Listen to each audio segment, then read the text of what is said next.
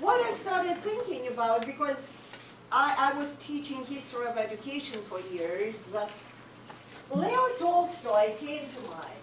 And I'm not sure Leo Tolstoy is really well known as an educator here, clearly known as a writer. Who knows that Leo Tolstoy was actually a founder of a school? You know, great. And what he was doing in this school is pretty amazing. But what I want to refer to is an article which is entitled, listen to this, and this is coming from the world famous writer. The article is entitled, "Who from Whom is Learning to Write? Peasant Children from Us, or We from Peasant Children?" And he's serious. He's serious. And then the article is about a real situation. So he's giving the children, he was teaching literature in his school. Literature, Russian language, and drawing. So he is giving the children the task, the assignment, write an essay, a composition on this topic, which is a Russian proverb. And because the children were allowed, it was the first Russian free school ever, and we're talking about the 19th century. And he gave them this assignment. They started writing, and they felt like not really working well. And one of the kids raised his hand and said, "And how about you, Leo? Why wouldn't you write and show us how?" And he, instead of saying, "Hello, I'm a teacher," he said, "Okay, I'll do it." So he's sitting at the teacher's table. Just think about this situation. He's a world-famous writer, right? The whole world knows that's one of the best. And he says to the peasant kids, he says, "Okay, I will do it." And he starts writing. And the kids think that he's struggling. He's struggling. They came up to him, they stood behind him, and looking above into what he's writing, kids started commenting, saying, "No, that's not right. No, people don't do it like this in life. No, it should be totally different." And he, being world famous, instead of saying, "Hello, I know what I'm doing, I'm a writer," he says, "Okay, tell me how." And then they started dictating to him how to write a story. How about that? How many teachers you know who would allow their students say, "Okay, you tell me"? So he started writing this story the way they dictated to him, and he published it. And he says in the article, he says, "Here's a page which I wrote, and you compare to the brilliant way which children suggested and my dull way." I'm not quoting exactly, but it's like that. And he was not playing the game. He was not playing someone he was not. And another thing he was saying, in many articles he wrote about education, which I really loved, and that is again about children's rights. He's saying, the father, being a soldier, finally came home for a vacation, and he comes to school, and he sees his son drawing, and the father is so impressed that he starts calling his son, who knows German? So you know the difference between du and sie, which means du is informal, sie is formal. There is no difference in English, so you say you, formally, informally. In Russian, there is the same difference like in German. Ты, вы, P, that is informal, you say to the kid, and V, that is a polite form. I'm sure in Chinese there's a difference as well, or Yes. not. Yeah, there is. So the father sitting there at the back of the classroom, watching his son drawing, started calling his son with this formal way out of respect to the way he was drawing. And that is a soldier father whose way of educating the child was, come here, you know, and you will know how to be. And all of a sudden, the father gets this respect. That's the influence which is possible in principle. So while listening to Jennifer and all of you talking, I'm thinking we need to add to the convention one more right. That is the right of children teach adults. Don't you think? How many times as children you felt, okay, if I were in that place, a teacher or a parent or whoever, I would have done it totally differently and it would have been right, but they, adults, have all the power today. Don't you think part of hostility which happens in this world happens because children don't have this right to teach us adults what to do? If they did, they could have stopped any time any teacher or parent or anyone say, listen, I have the right to teach you. Let me tell you how. But in our today's adult world, that's inappropriate to say the least, or extremely impolite, or absolutely not acceptable, right? And no teacher or parent would allow it. Or will, but that is like a different story. I'm talking about like regular situation, right? It doesn't happen. So how about children having rights, not only those which are in the convention, in one, in another convention, but also the right to teach adults. Think of this. Until it becomes a real right, maybe at least in the settings where you have the power to do it, maybe we can start practicing, you know. So now back to what we have. You have this PowerPoint. It starts with the next slide if you check 1924. If you bring up the handout, and we'll go through it quickly. It's in your folder. And we will talk about the history of the rights. And I just want to bring it up because it allows us to understand that everything which is so important was actually happening only in the 20th century. The whole thing, 20th century. So we're lucky if you think about progress in comparison with the previous history of mankind. Okay? So in 1924, and this is after Korchak wrote his rights, there came the first Geneva Declaration on the Rights of the Child. The woman who actually initiated this is this lady.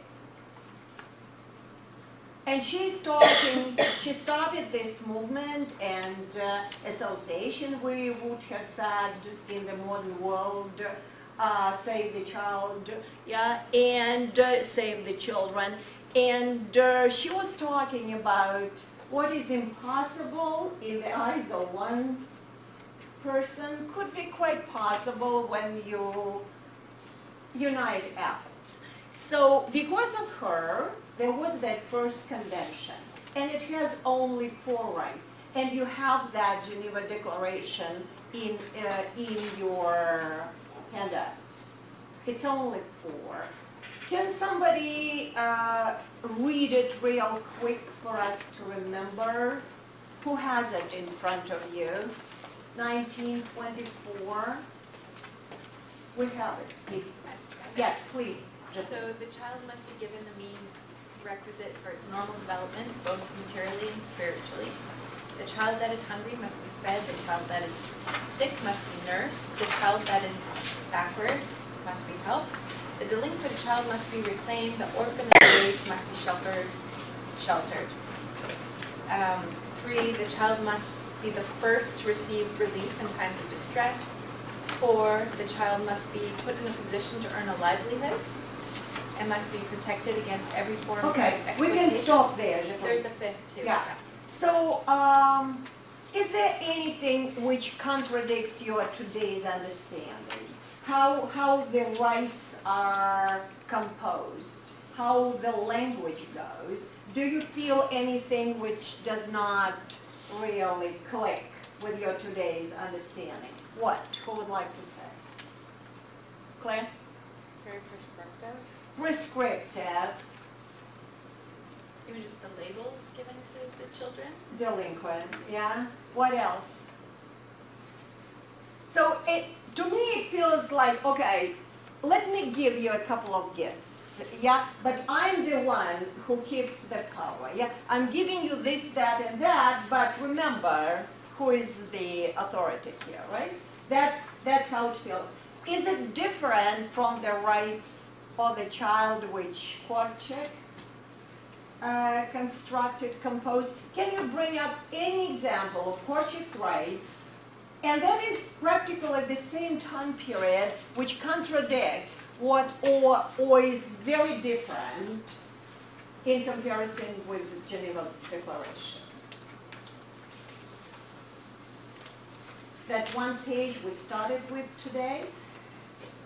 Well, it's, Ron, children are actors in his yes, rights, and whereas they're just objects of. absolutely.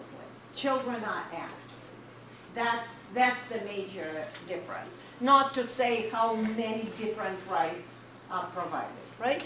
So further on in this PowerPoint, you'll see major stages, how it has been developed. Yes, Just one thing, Jennifer, please. which hence the title, Save the Children. So Yeah. it was to say that it was sort of a benevolent, charitable act to save the children. And of course the organisation, Save the Children, have moved on a great deal. Their title doesn't actually match today what they actually do, because they're not working in that same way of that period. But it was what they didn't, Edmund Jebb didn't have a vision that was working with children. It was more, we have to be benevolent adults and build a charity which is but to save children. And I guess what I did, which I shouldn't have, I'm judging from the point of view of today what was happening 95 years ago. Okay, so clearly it's not objective or neutral. That is subjective and kind of criticizing. But still, if we look at it, it lacks. But it was the first declaration, which we need to celebrate as a fact. Okay. In 1946, UNICEF was founded, which was a huge step up. The next is, I want you to see this person. He was part of the Polish delegation, although he has kind of German name, but he was from Poland. And he suggested, if you read it, that there should be this United Nations International Children's Emergency Fund. I frankly have to read it because I keep forgetting what the acronym UNICEF means, right? But that's the person who actually suggested it. Frankly speaking, only preparing for this presentation, I kind of learned about the person. So I wanted to show you this one. Then I thought it would be really maybe informative for you to learn about UNICEF Canada, because it didn't come immediately. It was founded in 1955. And here's the head today, David Morley, and the headquarters are in Toronto. Okay? Just, Yeah, just go ahead. the organisation of UNICEF, the word fund is a key thing for UNICEF. It's a fundraising organisation mainly, but it acts like an NGO even though it's the United Nations. But the developing countries are directly linked or directly managed and governed by New York, by UNICEF New York.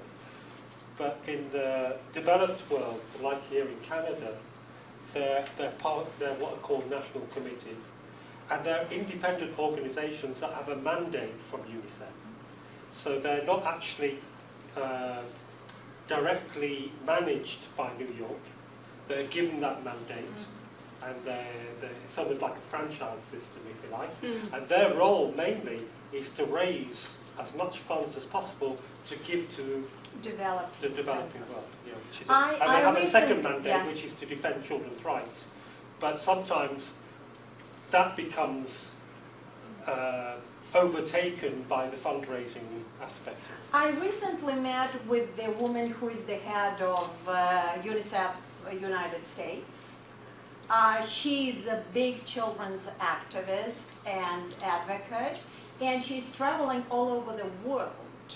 And she's talking incredibly passionately about how children in the developing countries, when receiving, that stuck with me listening to her. She was talking about in a country which was in extreme poverty, and the child standing next to her was given a piece of cake. And the child was 3 years old, and you would think a hungry child would immediately put that cake into his mouth. But the actual situation was the child broke it into 2 pieces, turned and gave the second piece to the child who was next to him, which is quite a lesson for all of us, yeah? So the next, that is United Nations General Assembly passes this Declaration of Human Rights, which has this specifically Article 25. And that's another step up. Now then comes 1959, and that's kind of a new level of a Declaration of Children's Rights, which provides these rights here highlighted in red: rights to education, play comes into our view finally, supportive environment, and health care. It's still quite, we are giving, they are taking from us, but at least we acknowledge the children's nature. You want to say something? No. No? Okay. So that is another step up, 1959, okay? Then I wanted to give you a couple of other ideas. You have it all in your PowerPoint. I don't want to take time on this. So then comes 1979, when the next step was taken, and finally 1989, when the declaration, the convention, which we celebrate 30 years this year, came into power. So if you compare, you have this document of the convention. If I give you 5 minutes, you take this document, the convention 1989, we were using it today, and you take that one page from both sides, Korchak's rights, take one right from Korchak, find the right provided in the convention which corresponds, and try to compare, is the convention really providing this right, or there are some strings attached as us adults, or the convention really gives everything the adult world should. Am I clear? But if you think in terms of gun control, if you think of incredible child's agency, which grew so much in the United States because of that, where children go out into the streets and chant, "Give us the right to live. Stop shooting, stop the gun," just breaks my heart. And we're still there, you know. We still have this provision in the Constitution, which is over 200 years old, which is incredible. Why can't we change it? Because there's a huge financial lobby, of course. There's a huge production of guns, which gives billions of dollars. And when money speaks, you know, then everything else does not. Because of that, I was talking yesterday in the morning about we need to step up and match with children's agency. We're not there yet as adults. Children are in many ways ahead of us, which is shameful, which is embarrassing. And before we actually do it, I don't think much would happen. Anyways, let's go to the rights. Claire? Sorry, no, I'm just thinking about the U.S. Yeah.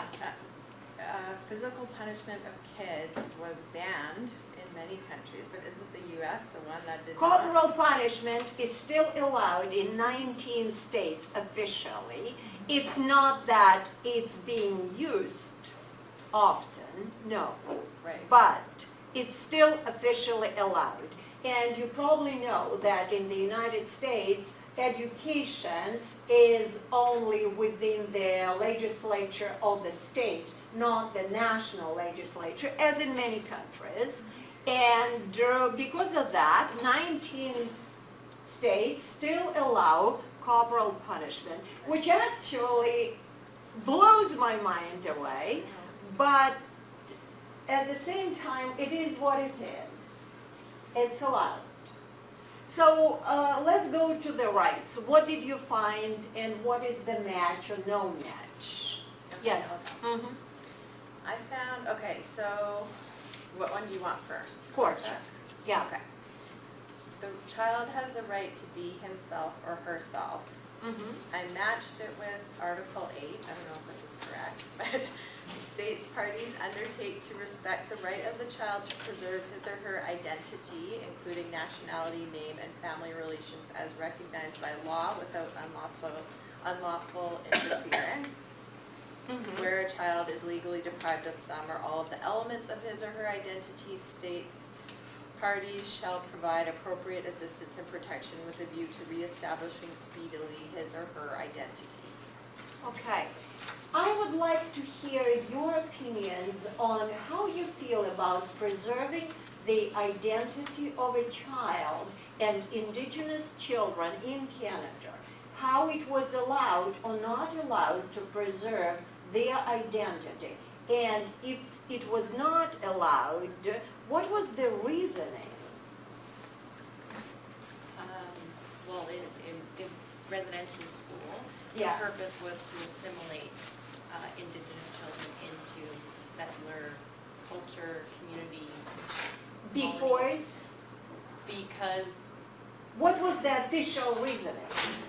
they were savages, they were lesser than people, they were not as equal, they were inferior to Judeo-Christian white settlers. Yep, Judeo. Sorry, Yeah, Christian, yeah. So it was to take the Indian out of the child. So don't you think the reasoning which was coming from some people who kind of sincerely believe that's for the better of these children was like, we, the white people, know better, we are better, we're more cultured and more educated, and we will let these kids, we will show them how to go up into our culture, and that's for their best, in their best interests. That's how some churches put it. Yeah. Now they find documents now that say it wasn't really about that, it was more Of course. about taking land. Yeah, of course, Yeah. of course. But that's how it was explained, right? So when a child is deprived of his or her national identity, what happens next? Because that's what was happening, right? What happens next? When it's A person is born one way and then deprived of it. We dehumanize them, Dehumanizes, yeah. so they are not themselves anymore. Yeah. Judith? They lose their own self-confidence and respect. So we practically ruin their lives at a very early age, right? They become adults, they live their lives, but we definitely diminish the quality of that life right away, straight at the beginning. But we just mentioned it earlier, corporal punishment is legal in Canada too. Is it? In schools? No, not No, not in Anyone, But at uh, home you can. but anyone in a position of power or like a teacher. It has some but It's restrictions. not allowed, it's not But still allowed. it's Yeah. legal, so it's, It's legal except to the extreme, like if they Yes. can prove that it was there is restrictions. it but was it's not- legal, which is what's the word? amazing Abusive. to my mind. It's not equal to the infraction, so Okay. extreme punishment, or it's not balanced with what the consequence is. to Okay, extreme. in your professional lives or in your lives, did you meet with the people who were deprived of their national identity? How did it feel? What was your feeling, impression? You talked with these people. What is it? Alyssa? Well, I worked with clients who were indigenous and they lived at the residential school. And one of them in particular had such a physiological response to Caucasian skin tones. So like she couldn't even be in the same room with men, Caucasian men. Like if they had blonde hair, it was worse. If they had blue eyes, it was worse. Like it was so extreme, it caused her such trauma. Yeah. So we were in like a substance misuse rehabilitation kind of program, and so we had to be very flexible in how we worked with her, and just like had to make like constant changes to make it as comfortable and a safe fit environment for her. It was very challenging. It was just heartbreaking. Because she had that Because she had been emotional. abused, yeah. Yeah. So Okay. if someone looked the same, then yeah. Any other experiences you want to share? Claire? The majority of my patients have been traumatized by the residential schools, whether it was themselves or a family member, and there's this intergenerational trauma that's going on. And so I've had many experiences. I don't know what I could really, if I could choose one that was more impactful, but there's just this mistrust that's there, and this That's an suspicion. important word, mistrust, yeah. And so, being able to just, not make any assumptions and create this safe space and, to be able to be who they are in the reality that they live in and what they grew up with. Okay. There's an incredible documentary I would strongly recommend. It's on YouTube. It's called The Danger of a Single Story. Has anyone, yeah? Do you want to talk about it? Do you remember it? Yeah, it's a really good TED Talk, but it's talking about this woman who is from Africa, talks about how stereotypes may be based in some truth, but the problem is it's not the full picture, it's not the full story. So even though you may have one person's experience, it reinforces beliefs or things like that, that you're no longer able to see outside of that stereotype when you accept them. Sort of. What stuck with me, she is a famous writer now. I think she's from Nigeria, if I remember correctly. So she was raised in a middle-class family, quite wealthy. Her father was professor and her mother, I don't remember, professor as well, or teacher. Anyways, so she was not deprived of education and anything. But her parents were raising her on the Western culture, living in Nigeria. And she started writing, that was most amazing. She started writing when she was a child, like 7, 8 years old, remember? And her first stories were about blonde-haired girls with blue eyes and walking in the garden with lots of apples. So she was not blonde, she didn't have blue eyes, and she never saw apple gardens. But she was writing about that because that was the story her parents imposed on her when she was a child. Then she graduated high school, she came to the United States, to the university, and in the dorm, the first question her mate there in the room, with whom she shared the room, asked was, how come you speak English so well? Like, seriously? I was studying English all my life, that was my language, I was speaking English. How come you know American singers? How come you know American writers? So she's talking about this danger of a single story. And if you think about this metaphor, this single story is one of the incredible obstacles all of us put either on our own way, because we as teachers believe this is the only way, and I will follow this way, and I will bring you children, regardless of whether you want it or not, because I'm sure this is the right way. And she brings to our attention the risks of that, and the beauty of the mosaic of the world, which could be so different, and because of it, so beautiful, because we have so many differences in this one world together. Now imagine for a second the world becomes all white, all blue eyes, all blonde hair, and everyone behaves same way. We will die of being bored by day 2, because no one wants to see in your partner or neighbor, anyone, your same image, right? We want this difference. Whether we accept it or not, we do want it. Would you agree with that? It brings the beauty. Maybe day 3. Maybe day 3, okay, okay. But we'll also die because biologically we're weakened. Exactly, exactly, exactly. This too, absolutely. But that's the thing. On the one hand, kind of, as human beings, biological creatures, we understand. At the same time, we try to impose on indigenous people, on people who are minorities, that they're not good enough, but we are good enough. We will show them how the world works.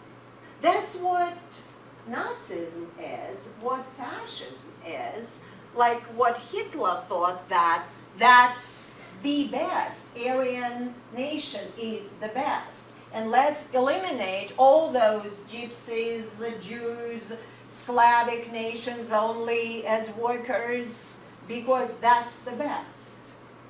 I just have a comment in terms of my niece asked me what was race, because they were learning about racism. Yeah, and she's how old? She's 5.5. Okay. And I've read lots of books around different social justice topics. Yes. And I said it's something people made up, because there actually isn't different races. Yeah. It's a social idea. It's people who needed to put into groups and have a sense of belonging. And she was absolutely dumbfounded.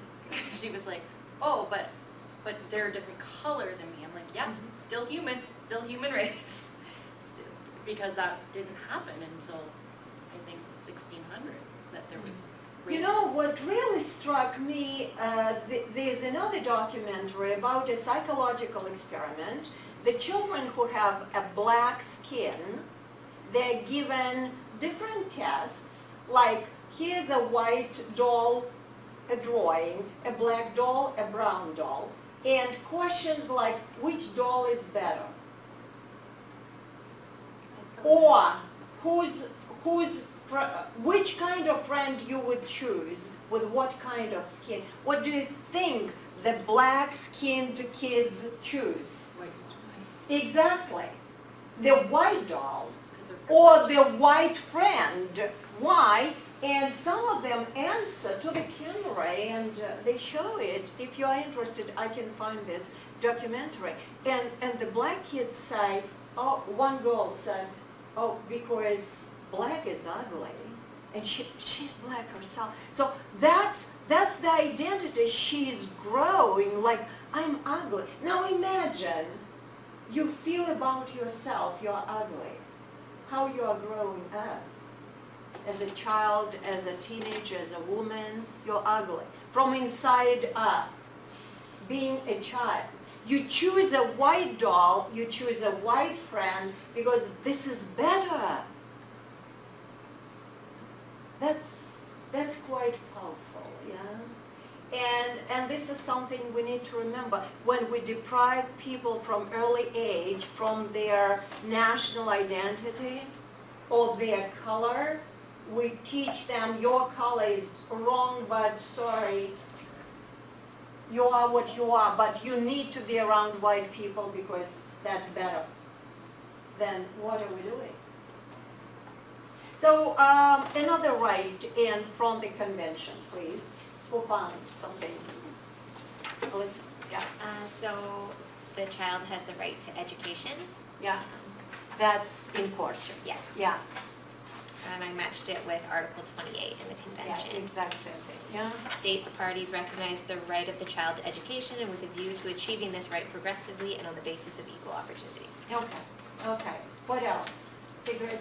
I have one in, I think, Article 12 Uh-huh. from the Declaration, and then Yeah. from Janus. It is, I think I matched it with the child has the right to be taken seriously.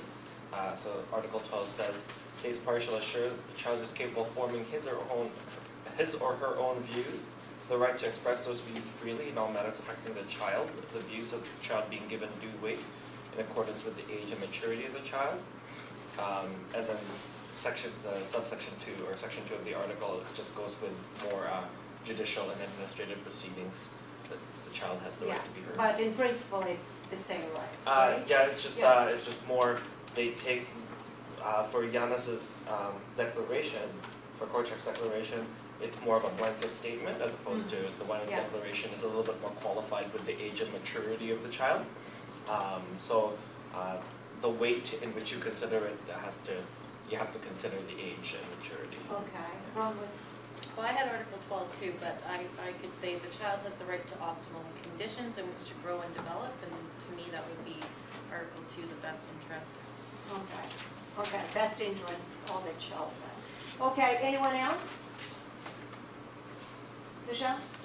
I'm just curious if the right to die prematurely is in there. Is it? What do you think? Is it in the convention? It's actually the opposite in there. It's the right to life. So let's talk about the right to die. Elisa? Well, I know in determining doctor-assisted suicide in contrast with human rights, it was determined that the right to life is not an obligation. So wouldn't it be applied similarly?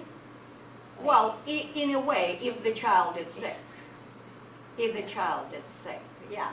But when Korczak actually wrote this right, it was mostly because the conditions, medical conditions were really poor and bad, and he knew that many medical conditions, diseases were not curable, and instead of putting the child through a horror of different treatments and knowing that the child will still die, maybe let the child pass away, which yeah, sounds pretty horrible, yeah. So it was also probably as well to do with the fact that Korczak lived through 4 wars, Yeah. which is incredible. I mean, children are the first victims of the horrors of Yeah, he went through Russian-Japanese War, and then First World War. He was in China, in Manchuria, during the first conflict, military conflict. So he saw how much children suffer So he basically said, you know, children have the right to If they decide, yeah? to have the dignity to Yeah. dying correctly. Yeah, yes. I've worked a little bit in pediatric palliative care Yeah. with Connect Place Children's Hospice, and then also just even in adult palliative care. When people, you know, are dying, they find it hard to die when their caregiver is there, like when their family is there. And that kind of spoke to me in that way, that, you know, parents are hanging on so tight to their kids, they don't Yeah. want to let them go. And I worked in neonatal ICU as well, and we saw babies saved that wasn't necessarily what quality of life were they're gonna have, and that's Sure. such a tough decision as a parent, and that these kids, you know, have a right to die if, you know, Yeah. that's their time and their. Absolutely. I just wanted to say that that context is a big thing. There's the historical context, there's the geographical context, and there's the economic context of children's lives and changes. So just to go back to the exercise that we did here with provision and protection, I did the same exercise exactly as we did today with the Indian children. And a lot of these things, some of the things that you've talked about, they talked about. But they added on things, you know, I've talked about, you know, it's an obsession with toilets, and there's a reason for that in India. You know, in provision, you wouldn't think of putting in provision, we need decent toilets. But in India, it's the first thing that went up there. So, you know, Yeah, the cultural and historical and context. culture, yeah. So I don't definitely think I matters. answered very correctly. Unfortunately, she's gone. But when she said, you know, well, that's human rights and child rights, Alicia, actually, yeah. that they are child rights. You know, the right to provision, good provision, including, you know, the right to have good medical assistance and good care and everything are fundamental. But whether we come from, you know, a rich, well-provided environment or a very poor one will determine what our emphasis will be in terms of provision. Jane, you want to say something? I mean, I found this one the hardest too, as a parent, but I think it's key to everything that he writes about. It puts the child in the center. Yeah. Takes the focus off me and puts the focus on the other. And we learn, you know, when our parents die, it's sad, but it's expected. And so it's easier to say to your parent, it's okay, when you're ready, you can let go. I think it would break my heart to say that to my daughter, but why would I not give her that if I expected that for me? So in terms of the logic of children's rights, if you say A, you go all the way to Z. And you need to go all this way, right? If you provide the right to respect, the right to dignity, then you provide the right to dignity in death as well. At the same time, as adults, as parents, as grandparents, who wants it? Who would even think of that? That's